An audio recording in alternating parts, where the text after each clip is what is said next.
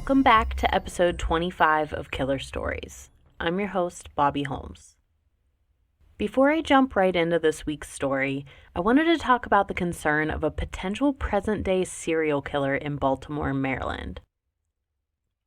Baltimore isn't the safest of places in general. Growing up, I remember hearing about bodies bobbing to the surface in the harbor on the regular. However, there's an eerie similarity in the way two women have been found recently that make it seem like the killing was done by the same person. According to the U.S. News & World Report, on December 1st of 2020, two men were walking down a dead-end street in the Morrill Park neighborhood and discovered a woman's decomposing body. She was found underneath a tarp and her head, hands, and feet were cut off and missing. They're still investigating this murder. Mother's Day 2019, a woman's body was found wrapped up and left in a shopping cart near the dumpster of the Clarks Lane Garden Apartments. She also had her head, hands, and feet cut off. This woman was identified, and her father, Lawrence Banks, is actually awaiting trial for her murder. But since he was in jail when the more recent murder occurred, the police either have the wrong guy or a copycat murderer. Either way, if you live in the Baltimore area, please be careful. Don't walk alone. If you have to, then carry your self-defense keychains or pepper spray in your hand. It may seem silly, but I would rather be silly and safe than end up like these two other women. This week's story was a suggestion from a listener, Frank Lunsford. This 2007 Christmas Eve massacre happened just 30 miles from his home in Washington state. It's known as the Carnation murders, or the Carnation massacre. Carnation is a small town 25 miles east of Seattle. And when I say small, I mean like 1.1 square miles. There are very few people who can call themselves Carnations. I know, I'm ridiculously corny, but seriously, the population is about 2,220 people. My tiny town of New Bethlehem, Pennsylvania has that beat. The population in 2018, which is the most recent info I can find for some reason, was 923 people, a half square mile. This story is about the Anderson family. Wayne and Judy had 3 children, Scott, Mary, and Michelle. I wasn't able to find much information about their upbringing, but from what I can tell, Wayne and Judy were not abusive. They weren't alcoholics or drug addicts. They were decent parents. All I know is the family dynamics in 2007 wasn't that great. Scott and Mary were both married with children. Michelle was the youngest child of Judy and Wayne. And to me, it sounds like she was a little spoiled in comparison to her siblings. Michelle was living with her boyfriend, Joseph McEnroe, in the trailer on her parents' 10-acre property. In the beginning, they were living rent-free, which, to be in your late 20s and never had to pay rent or a mortgage, is extremely fortunate. But Michelle didn't see it that way. She grew very angry when her parents decided it was time to start charging her and Joseph rent to live in the trailer. In 2007, Michelle was unemployed, but Joseph was working at the local Target. Even though she was currently unemployed, making it to 29 without paying rent, she must have been able to save up a lot of money. Enough that she was able to loan her brother Scott $40,000. I have searched the internet up and down to try to find the details of this deal between Scott and Michelle, but came up empty-handed. All I know is that she loaned him $40,000. Scott supposedly refused to pay her back, and her parents were siding with Scott. This was Michelle's version of the story. For all we know, Scott maybe just needed more time to pay her back, and her parents thought she should be more lenient with him. I can't imagine that he would just take the money and refuse to pay her back. Then Judy and Wayne being like, yeah, Scott should just keep your money. Something isn't adding up there. But in Michelle's mind, her family is, quote, stepping all over her, and she's tired of it. The weeks leading up to Christmas Eve, Michelle planned her revenge on her family. She got her boyfriend Joseph involved. Joseph was a quiet guy. Quiet as in he kept to himself, but also he had a speech impediment and only spoke in whispers. Joseph also suffered from mental illness.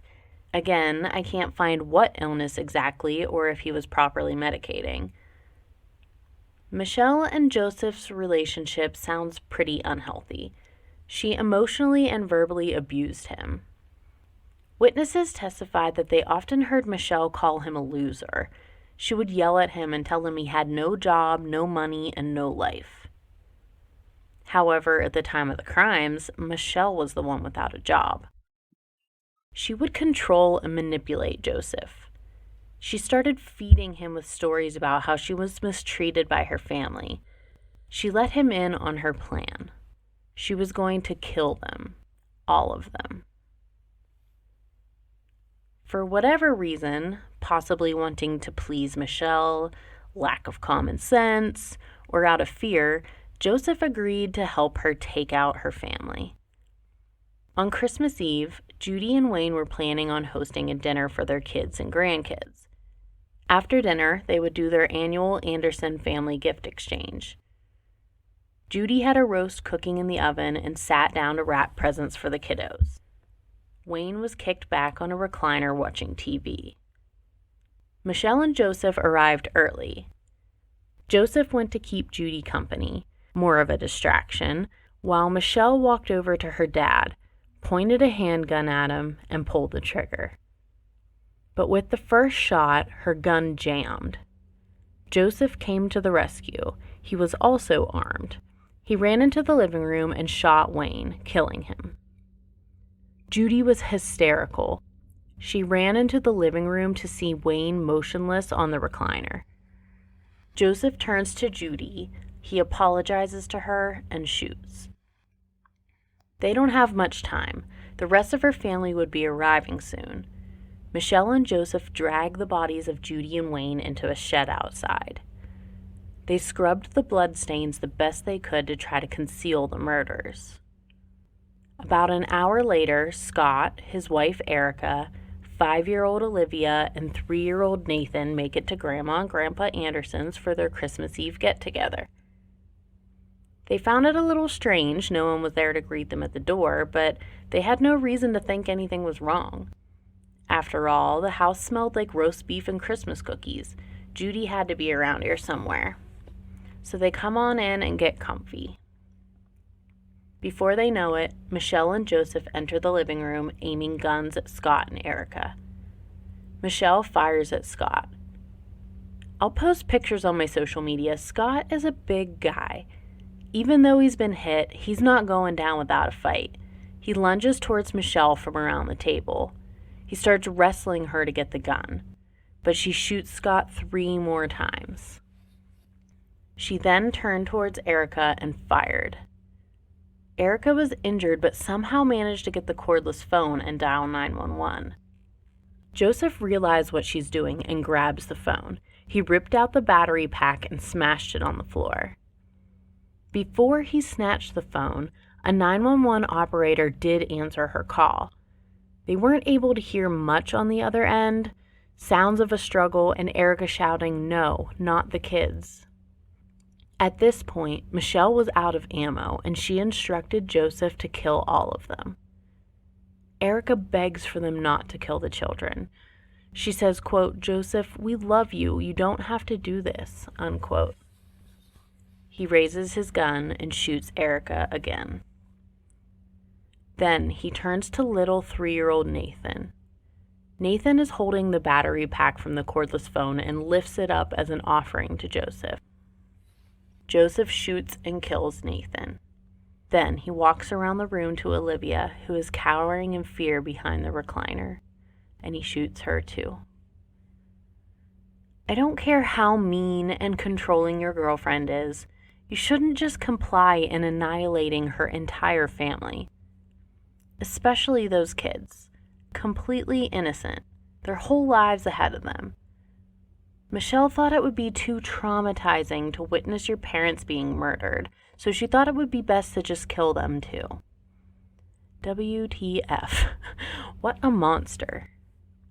So you're pissed at your family. That doesn't mean murder them. Just do what any other normal person does, move out and cut off communication.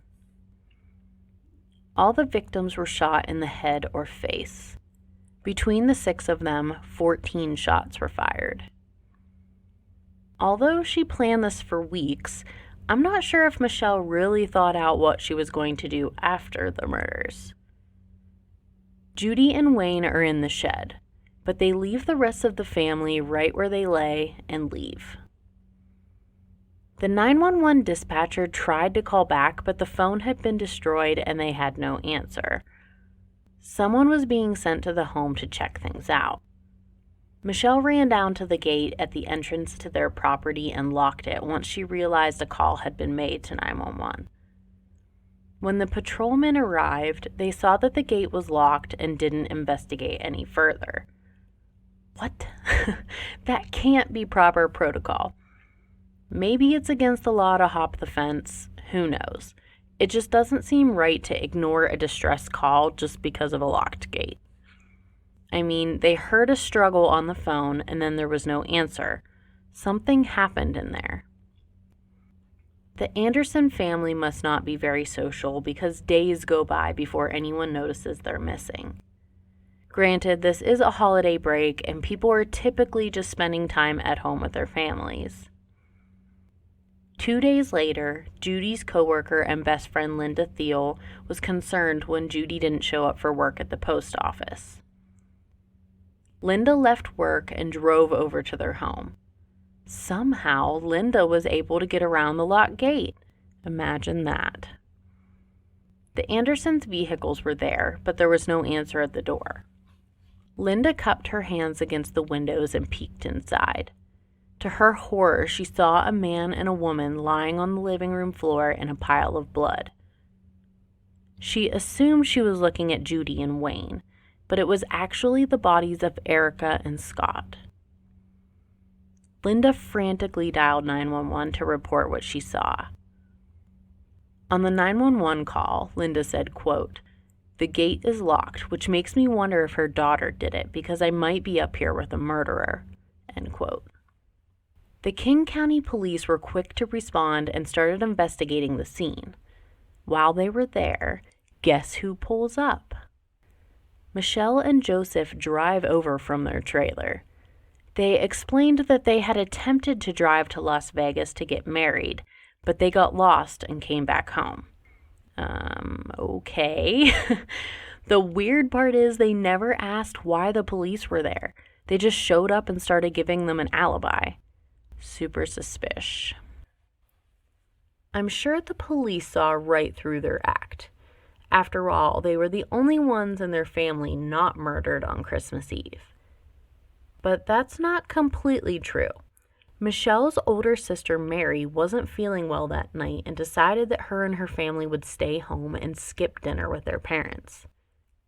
A decision that more than likely spared the life of her, her husband, and their children. Michelle claimed she had planned this murder for weeks. For all that time, her plan kind of sucked. When questioned at the station, she just broke down and admitted what she did. She explained to investigators that Scott refused to pay her back the $40,000 she lended him, and her parents weren't standing up for her. And this was all about the same time they decided she was adult enough to pay rent. She was, quote, tired of everyone stepping on her. She told them it was all her fault, not Joe's. She said, quote, "As soon as I shot the gun, I felt so bad. Like, what the hell have I done? I'm a monster," end quote. Really, Michelle? Then why did you keep shooting? And ask Joseph to kill your innocent niece and nephew. Michelle and Joseph were both charged with 6 counts of aggravated murder. Afterwards, Joseph had an interview with the Seattle Times where he said, quote, "I'm sorry they're gone. They were my family too, you know," end quote. Michelle told the interviewers, quote, "I want the most severe punishment, which would be the death penalty. I think if I kill a bunch of people, I'm not sure I deserve to live. I want to waive my trial, end quote. I would agree with you, Michelle. Too bad you didn't come to that conclusion in the weeks you were planning this. The King County prosecutor also agreed and was seeking the death penalty for both Michelle and Joseph, but they would be tried separately. January of 2015, trial begins for Joseph McEnroe. He remained emotionless and quiet, but once he was put on the stand and questioned, he had what seemed like a mental breakdown and was rocking back and forth, and other times he was laughing uncontrollably. Regardless of his mental state or his testimony that his mean girlfriend made him do it, Joseph was found guilty on 6 counts of aggravated murder and was sentenced to life in prison. An entire year later, in January of 2016, Michelle's trial began. Throughout the trial, Michelle just sat at her bench and cried. But her facade of being regretful and feeling like a monster suddenly faded away. She snapped in court, quote, "I wasted my life because of these assholes. It's not fair." She told the judge she thought her court-appointed attorneys had been lying to her. She wanted to press charges against them and requested time out of prison to find her own attorney. She freaked out when she was denied, stating the judge was violating her rights. Clearly still an entitled little brat. Michelle was sentenced to life in prison without parole. I'm so happy that my listeners continue to write in story suggestions. It takes the guesswork out of what to cover next. I've never heard of this case, and it was perfect for this week leading up to Christmas. I'm actually going to take a break until 2021. But if you're all caught up and need new material while I'm gone, check out British Murders. It's hosted by my friend Stuart Blues. He co-hosts another podcast called The Northern Intrigue and just recently started a new true crime podcast I think you guys would really enjoy. Thanks, Bobbie. Hi everyone, I'm Stuart Blues, the host of British Murders, a new true crime podcast which focuses exclusively on British murder cases and serial killers. Bobbie and I started our podcast journey at around the same time, and I'm thrilled to see how successful her show has become. If you enjoy killer stories as much as I do, then you may also be interested in British Murders. Join me every Thursday as I cover some of the lesser-known British murder cases in bite-sized chunks. Available now on your favourite podcast app. You can find the source information for today's episode listed on the show notes. If you want to help support the show, please visit buymeacoffee.com/killerstories. You can give a one-time donation in increments of $5. Follow me on Facebook, Instagram, and TikTok at Killer Stories Podcast. My Twitter handle is at Killer Stories PC. Keep emailing those story suggestions, KillerStoriesPodcast@gmail.com. Be sure to hit subscribe so you never miss a new episode of Killer Stories. If you're enjoying the show, I would love it if you'd leave me a 5-star review on Apple Podcasts. I'll see you all in 2021. Until next time, this has been a killer story.